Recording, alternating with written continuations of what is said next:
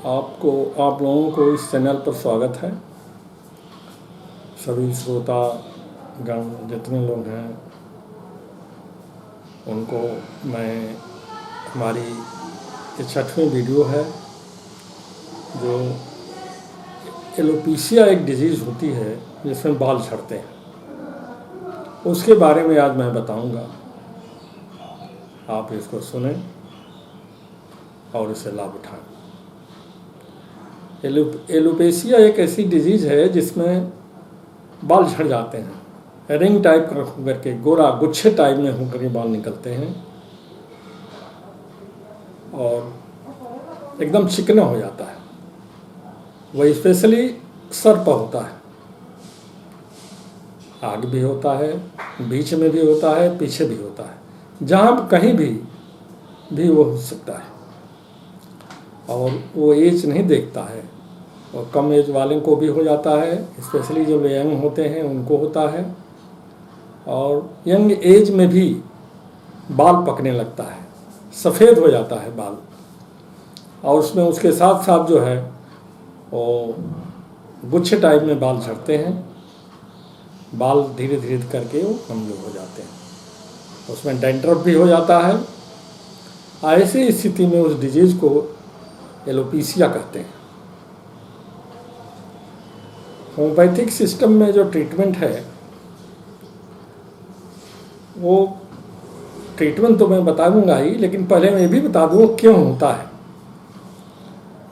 जब लोग लाइफ जो है अनियमित रहते हैं, ठीक नियम से उनका खाना पीना नहीं है, नियम से सोना नहीं है, नियम से कोई परिश्रम करना नहीं है, आलसी होते हैं, जो समय पर खाते पीते नहीं हैं, बैलेंस डाइट नहीं लेते हैं, ऐसे लोगों को जनरली ये होता है। तो उसका कारण ये है कि अनबैलेंस हार्मोन्स जो बाल के लिए जो ज़रूरी है, थायराइड से वो जो हार्मोन्स निकलता है, जब वो ठीक से नियमित लोग नहीं रहते हैं तो पूरा जितना बाल के लिए ज़रूरी है या सिर के लिए ज़रूरी है, जितने और भी आर्गन्स हैं वहाँ पर, तो उनका जो है हार्मोन्स कम निकलने लगता है, कम होता है। कम होने की वजह से जो है बाल स्वस्थ नहीं हो पाता है और बाल झड़ने लगता है, गंजापन हो जाता है। तो ऐसी स्थिति में होम्योपैथिक चिकित्सक ये करते हैं कि भाई अगर हार्मोन्स को आप ठीक नहीं करेंगे तो फिर तो बाल झड़ता ही रहेगा, बाल सफ़ेद हो जाएगा, बाल पतला हो जाएगा, आप पूरा शरीर जो है गंजापन हो जाएगा। तो हम लोग थायराइडिनम एक होम्योपैथिक मेडिसिन है, उस मेडिसिन को हम लोग देते हैं। थायराइडिनम 1 ml मंथली में देते हैं। आवश्यकता अनुसार अगर महसूस करते हैं तो हम लोग 15 दिन पर भी देते हैं। तो इससे हार्मोन्स जो है उसे हार्मोन्स निकलने लगता है। जो हार्मोन्स में रुकावट या गड़बड़ी होती है वो अपना हार्मोन्स बढ़ जाता है, उसमें जो भी रस निकलता है वो ज़्यादा हो जाता है और फिर बाल को वो मिलने लगता है।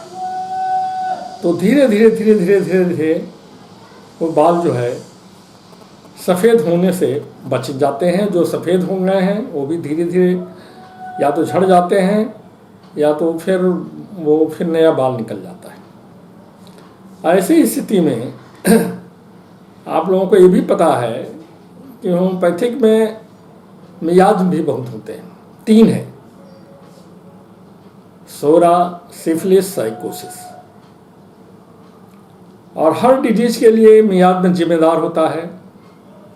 मान लीजिए कि अगर कोई मियाद में नहीं है तो थायराइडिनम मेडिसिन देने से अगर हार्मोन्स बढ़ जाता है, हार्मोन्स ज़्यादा हो जाता है, तो फिर बाल की कोई दूसरी दवा की ज़रूरत नहीं पड़ती है, वो अपने आप ठीक होने लगता है, ठीक हो जाता है। लेकिन चूँकि मियाद में जिम्मेदार है, मियाद में की वजह से ही वो थायराइड जो है हार्मोन्स नहीं दे पा रहा है पूरा जितना देना चाहिए, तो हम लोगों को होम्योपैथिक डॉक्टर को ये भी देखना पड़ता है कि मियाज्म कौन है,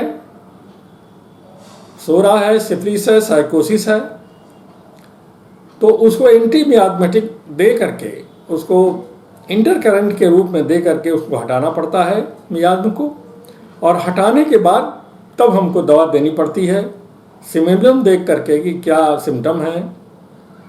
तो जैसे मान लीजिए कि किसी को सिफिलिस का मियाज्म है तो सिफिलिनम देना पड़ता है हमको 1000 पावर में या 10,000 पावर में मंथली या 15 दिन पर, जैसा डॉक्टर समझता है उस पेशेंट की स्थिति के ऊपर जो है हम लोग उसको देते हैं। 1 में भी देते हैं, 10 में भी देते हैं, जरूरत पड़ती है तो CM में भी देते हैं। मियाज्म की स्थिति क्या है। इसके बाद में अगर मान लीजिए सिफिलिनम से आराम मिलता है, सिफिलिनम की अगर वो मियाज्म है, तब तो हमको दूसरे मियाज्म देने की ज़रूरत नहीं पड़ती है। ऐसी भी स्थिति है किसी को सिफिलिनम न होकर के किसी को TB का मियाज्म है, जिसके परिवार में TB हो रही हो, और वो कोई ज़रूरी नहीं है कि हर आदमी को डेवलप करे वो मियाद, लेकिन ज़्यादातर लोगों को जो है डेवलप हो जाता है। तो अगर वो TB का उसका मियाद है तो हम लोग ट्यूबरकुलिनम सीधे दे देते हैं 1000 पावर की या 10 की या CM की, मंथली देते हैं एज ए इंटरकरेंट के रूप में, या इसके बाद फिर हम लोग जो है जो सफ़ेद हो रहा है बाल उसकी सिम्टम दवा फिर हम लोग तब देते हैं। ऐसी भी स्थिति है कि मान लीजिए कि सिफिलिनम डायरेक्ट ट्यूबरकुलिनम डायरेक्ट नहीं दिया जा रहा है किसी को, क्योंकि उसकी हिस्ट्री TB की नहीं मिल पा रही है, लेकिन उस तरह की कंप्लेंट सेंसिटिव टू कोल्ड और खांसी जुखाम बार बार होना, अगर इस तरह की कंप्लेंट मिलती है मतलब सिमिलर टू दी ट्यूबरकुलिनम, तो उसको बाइसिलिनम हम लोग 10M 1M CM भी दे करके इंटरकरेंट के रूप में उस मियाद को रिमूव करते हैं। उसके बाद फिर सिलिनम जो दवा आती है बाल झड़ने की वो देते हैं। ऐसी भी स्थिति होती है कि सोराइनम, अगर सोरा दोष माला मिलता है उसमें मियाद में सोरे का है, तो हम लोग उसको सोराइनम देते हैं इंटरकरेंट के रूप में 1M 10M, जैसा भी हम लोग पेशेंट की स्थिति को देखते हुए देते हैं। और सोराइनम के जगह पर सल्फर भी है, चाहे सोराइनम देखा जाए या सल्फर दिया जाए, क्योंकि सल्फर उस पेशेंट को दिया जाता है जो बहुत है हॉट पीरियड में हो, बहुत गर्मी लगती हो, बहुत ईचिंग होती हो, ज़्यादातर उसको ज़्यादा परेशानी होती हो, तब हम लोग उसको सल्फर देते हैं। ये मियाज्मेटिक ड्रग देने के बाद तब हम लोग जो है आते हैं बाल झड़ने वाले पर, जो सिमिलम दवाएं हैं। अब जैसे पहली दवा हमारी आती है वो सेलेनियम है। सेलेनियम उस पेशेंट को दिया जाता है जिस पेशेंट की आईब्रो से भी बाल झड़ रहे हैं, और बियर्ड से भी या दाढ़ी से भी बाल झड़ रहे हैं, या मूछे हैं मूछे से भी बाल झड़ रहे हैं। ऐसी स्थिति अगर झड़ रहे हैं तो उसको हम लोग जो है फिर उस पेशेंट को देखते हैं। अगर पेशेंट को मतलब कि वो शीत से है, मतलब कि ज़्यादा वो कोल्डनेस फील करता है, हॉट ना हो, वो कोल्ड पेशेंट हो, तो ऐसे को हम सेलेनियम देंगे। सेलेनियम की 30 देंगे, सुबह दोपहर शाम देंगे। फिर इसके बाद में 1 हफ्ते बाद सुबह शाम देंगे, 1 हफ्ते बाद उसको पर डे देंगे। जब उसे आराम होने लगेगा, उससे सीधे सीधे बाल जो है सफ़ेद होने से बच जाएंगे, या जो भी गिरना होगा गिर जाएगा। तो वैसी स्थिति में फिर हम उसको 1M देंगे, 15 दिन पर देंगे, फिर इसके बाद में वो रिपीट करेंगे, फिर 1 महीना पर देंगे, फिर आप ऐसे ही करके उसका ट्रीटमेंट करेंगे। तो ऐसा भी है कि अगर उस सिम्टम मिलता है तो एक ही दवा से वो बाल जो है झड़ना बंद हो जाएगा और वो आदमी ठीक हो जाएगा। जो गुच्छे उच्छे हैं सब उसमें बाल जम जाएंगे। दूसरी मेडिसिन होती है हमारी एसिड फ्लोर। एसिड फ्लोर ऐसी मेडिसिन है जो ठीक उसी तरह के सिम्टम देती है जैसे वो सेलेनियम दे रही है। वहीं से बाल उसी तरह झड़ते हैं, गोल में झड़ते हैं और बिल्कुल सफ़ेद हो जाते हैं, बाल होने लगते हैं। लेकिन उस पेशेंट में हम लोग को ये देखना पड़ता है कि वो पेशेंट जो सेलेनियम का था वो तो कोल्ड नेचर का था, और ये पेशेंट जो हॉट नेचर का है। अगर हॉट नेचर का पेशेंट है तो उसको सेलेनियम ना दे करके हम लोग एसिड फ्लोर देते हैं, और एसिड फ्लोर ही दवा जो है सुबह दोपहर शाम दे करके 30 में, फिर इसके बाद में 1 हफ्ते बाद में 2 बार, 1 हफ्ते बाद में 1 बार, फिर इसके बाद में जब वो आराम मिलने लगता है, और जब आराम होना अब मान लें कि एकदम रुक जाता है, कभी कभी ऐसी स्थिति है कि आराम हो रहा है, पता चला कि अब रुक गया है, तो या तो हमको पावर बढ़ाना पड़ता है, 200 करना पड़ता है वीकली, या 1000 करना पड़ता है वीकली, या 15 दिन पर, या 10 करना पड़ता है। अच्छा, अगर कोई मियाद की वजह से उसमें कोई और फिर दिक्कत रुकावट आ गई हो, तो जो मियाद में हमने देखा है, अगर वो मियाद प्रोमिनेंट आ जा रहा है, मान लीजिए सिफिलिन आ रहा है, या ट्यूबरकुलिनम आ रहा है, या बैसिलिनम आ रहा है, तो उसको, या सोराइनम आ रहा है, तो उसको रोकने के लिए हम इंटरकरेंट के रूप में वो मियाद की ड्रग, चाहे सिफिलिनम आए, चाहे ट्यूबरकुलिनम आए, चाहे बैसिलिनम आए, चाहे सल्फर आए या सोराइनम आए, जो भी हमने डायग्नोसिस में रखा है उसको 3 डोज दे देंगे 15 मिनट पर, और 15 दिन पर दें, 1 महीना पर दें, और फिर इसके बाद उस दवा को पुनः रिपीट करें हायर पोटेंसी में करके, उससे वो ठीक हो जाएगा, बाल झड़ना बंद हो जाएगा, गुच्छा भी जो झड़ रहा है वो बंद हो जाएगा, बाल पकना भी बंद हो जाएगा। तीसरी मेडिसिन आती है एसिड फास। एसिड फास वो मेडिसिन है, बहुत से लोगों को एकदम यंग होते ही उनका बाल बिल्कुल पकने लगता है,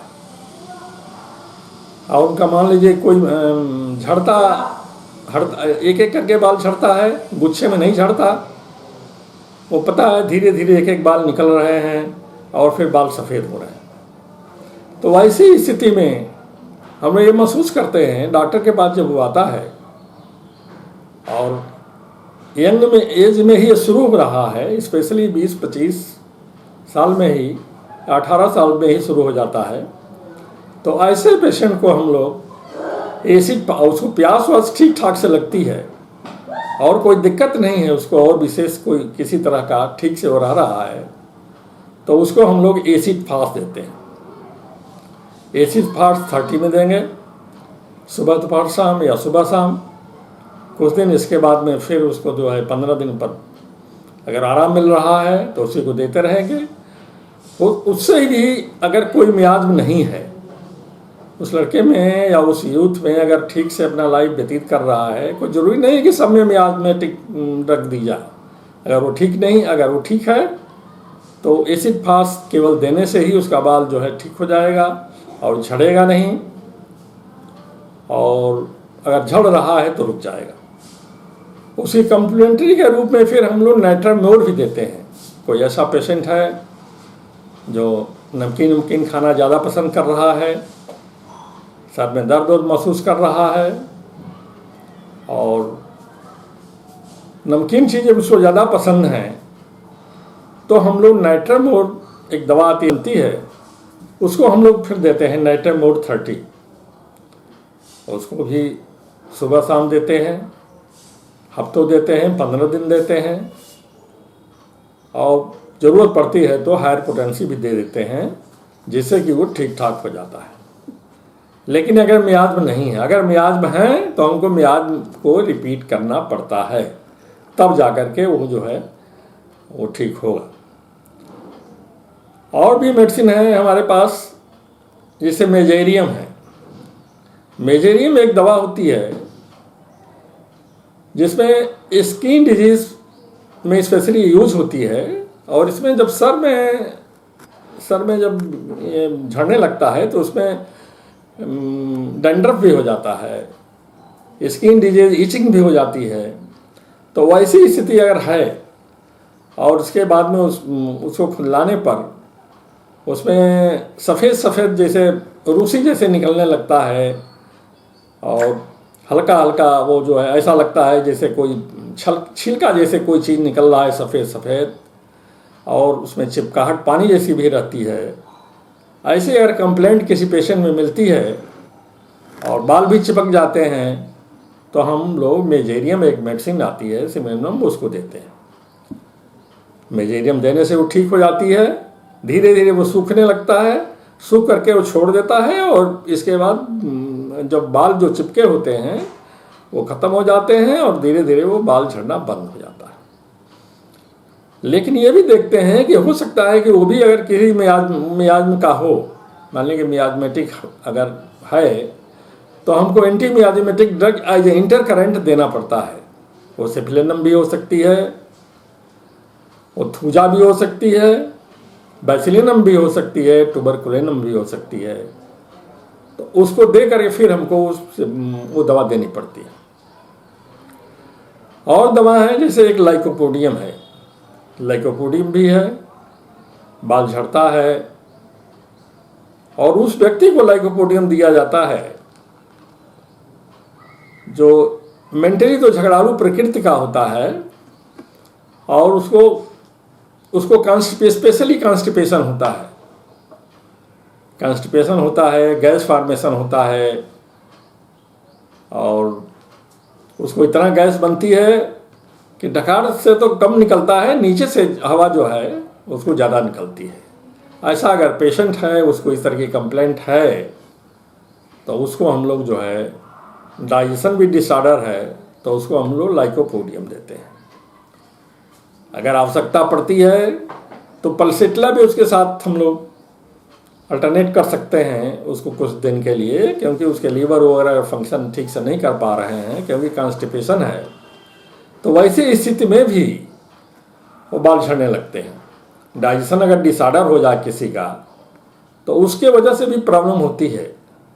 तो हम लोग को डॉक्टर को ये भी देखना पड़ता है कि क्या ज़रूरत है, लीवर के लिए भी कोई दवा देना ज़रूरी है या डायरेक्ट जो है बाल झड़ने वाली ही दवा देना ज़रूरी है, क्योंकि उसमें तो कम्बिनेशन रहता है, सबको हमको देख करके दवा देनी पड़ती है। इस तरह की दवाएं जो हैं स्पेशली बाल झड़ने में देनी पड़ती हैं। खास बात एक ये भी है कि अगर कोई आदमी किसी का बाल और नहीं झड़ रहा है, वो ठीक ठाक है, अगर वो थायराइडिनम ले रहा है प्रिवेंशन के तौर पर 200, मान लिया 18 साल का हुआ, 16 साल का हुआ, अगर उसके परिवार में बाल झड़ने की हिस्ट्री है तो थायराइडिनम ले सकता है। वो 200 का ले सकता है 15 दिन पर, या 15 दिन पर 1000 पावर का ले सकता है। अगर इसी तरह 2-4 बार वो रिपीट कर ले तो उसके बाल झड़ने वाली समस्या खत्म हो जाएगी। तब उसके चांसेस नहीं रहेंगे, क्योंकि जो हार्मोन्स हैं थायराइड के, वो अगर मान ली किसी तरह से रुक भी रहे हैं तो उसका सिक्रेशन फिर शुरू हो जाएगा और नॉर्मली तौर पर वो उतना सिक्रेशन देगा जितना कि बाल के लिए ज़रूरी है और सिर के लिए ज़रूरी है। ये सब चीज़ें हैं, तो ये सब डॉक्टर के ऊपर है। अब इसका जो मैं बता रहा हूँ उसको ठीक से समझिए, लेकिन ये दवाएं सब जो है वो डॉक्टर की देख रेख में ही होनी चाहिए, क्योंकि डॉक्टर ही तो समझ पाएगा कि उसमें मियाज में क्या है। अगर मियाज में आपने नहीं हटाया तो आप जो है एसिड फास देते रहिए या वो देते रहिए, तमाम दवाएं जो बताए हैं वो देते रहेंगे, तो उससे तो भाई आपका थोड़ा बहुत रुकेगा, ठीक होगा, इसके बाद रुक जाएगा। तो मेरा ये 6वां चैनल है, 6वां मेरा ये वीडियो है, और मैं जो बताया हूँ उसको ठीक से समझिए और समझ करके प्रयास कीजिए। आप जान जाइए कि ये सब समस्याएं होती हैं। आप होम्योपैथी डॉक्टर से मिलिए जो जानकार हों, जो समझदार हों। मियाजमेटिक ड्रग जो लोग मिलते हैं उनसे मिल करके उनसे आप दवा कराइए अब दवा तो मैं बता दिया हूँ, समझा दिया हूँ। अब एक आइडिया तो आप लोगों को हो ही गई है कि बाल झड़ने में क्या क्या समस्याएं हैं, और समस्याओं का जब तक निदान नहीं होगा तो बाल झड़ना बंद नहीं होगा, फिर सफ़ेद होना भी नहीं बंद होगा। तो आप इसको हमारे चैनल को देख रहे हैं, अगर आपने सब्सक्राइब नहीं किया है सब्सक्राइब कर लीजिए, और आपको मेरी बात पसंद आए तो उसको लाइक कीजिए। धन्यवाद।